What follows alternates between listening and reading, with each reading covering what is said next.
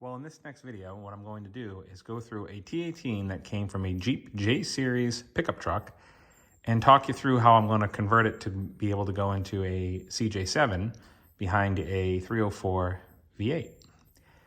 So the first thing you'll notice here, if you look at the casting, the numbers that we have on this T18, 13-01-065-906, this, based on that casting, would have come from a J Series pickup truck from Jeep.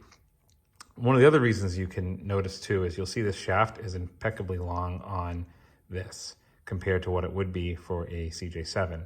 So I've ordered the kit from Parts Mike, which is a shaft that should go in here, and we'll have to take this all apart and put that new input shaft on it, and then it will be able to fit into the CJ7, be at the proper length that it would have been.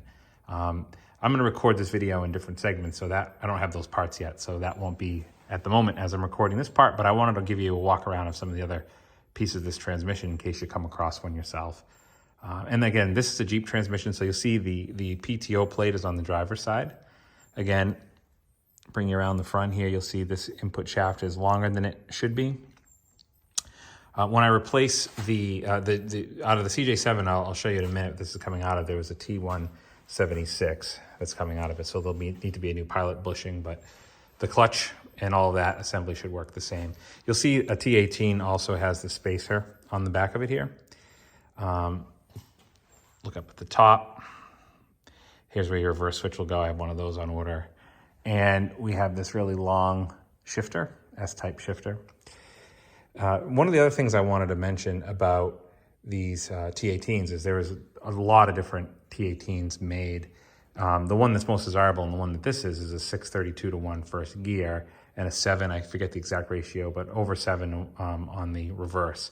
So the easiest way to do it is to put a marking, put it in first gear, put a marking somewhere on the back, put a marking on the front, and then basically turn, turn and count the number of turns. Turn the one side of it and count the number of turns, right? So if you're in first gear, it should turn 6.32. If it turns more than 5, you know you have the right stuff if you're looking for that 6:32:1.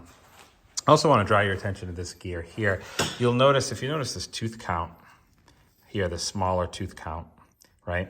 And take a look at this one here, okay? You'll notice that that's different. I'll show you if I can get a better lighting on it. You'll notice that it's different.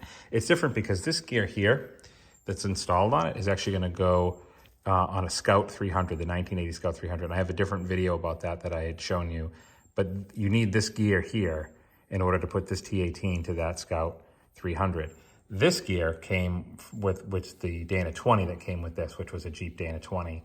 So I just took that gear off, put this one on, but the gentleman that I purchased the Scout 300 from had this gear. Otherwise, would have had to try to find this gear, and again, not a super easy thing to find. They don't make them anymore as far as I know, so you have to find one on eBay or some kind of swap meet or something like that. Moving along to the right side of the T18, you'll see you have your drain and filler plugs. And try to get you a look at the top down and try to bring in on some of these casting numbers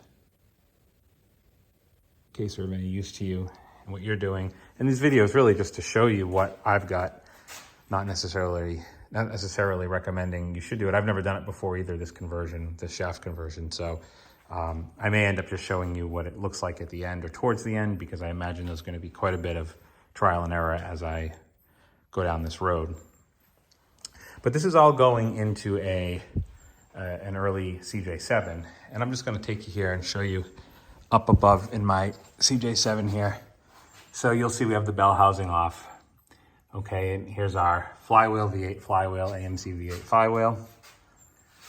And you'll see we have our clutch, spline, pilot bushing, everything's in there. That could all stay the same. Pilot bushing is going to have to come out. My Parts Mike sends one with the kit. That'll go in there. This clutch will work. This disc will work. It's the same spline. I believe there's a conversion from Novak, but if you are putting that, they are sending you a Ford input shaft, so you will have to change your clutch setup, at least the disc as far as I know. And like I mentioned, what came out of here was a T176.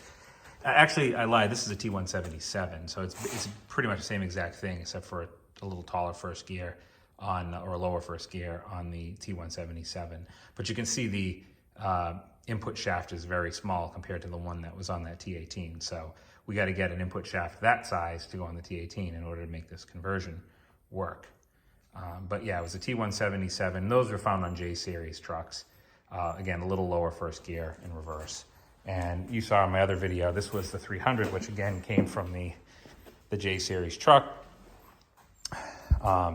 And you saw the Scout 300, and this is the 300 that I'm going to bolt to the back of that T18. One interesting thing I had mentioned in the last video was the length of this output here on the Jeep 300. So my drive shafts, I had driven this Jeep around. I'll give you a little picture of the Jeep here. I had driven this Jeep around for a while with that T177 and this 300 in it. So I obviously had front and rear drive shafts made up custom. The good news is I actually measured, good news for me, I measured the total length of the T18 with the Scout 300 versus the total length of the T177 with the Jeep 300, and it appears that my drive shafts will be in the same spot. And that, I believe, is because, again, the Scout 300 is a shorter output than the Jeep one does. So I'm pretty confident that my drive shafts will land where they should, and I won't have to do any work to those. But anyway, I just figured I'd mention that. The other thing that I wanted to mention, just point out quickly, is if you are doing this conversion on a Jeep, this is a later model skid plate, so this would have been from the 80s, the skid plate. I can show you the rusty version I have of the earlier model CJ skid plate. That's what I'm going to use. That's what should have been there for a T18. This bell housing is for the T176, T177. Just pay attention to the holes you see here where the orange, right? There's not as many holes, and you'll notice where this boot is here is more square. The bell housing that I'm going to use, I could make this bell housing work, but the bell housing that will work is one from a T150. That is the bell housing that has all the right bolts, holes, and will work. And again, this boot shifter, this boot for the fork here is more of a rectangle than a square. I have it, it's in my parts washer. I'll give you a quick, and yeah, I'll show you. This is the proper skid plate.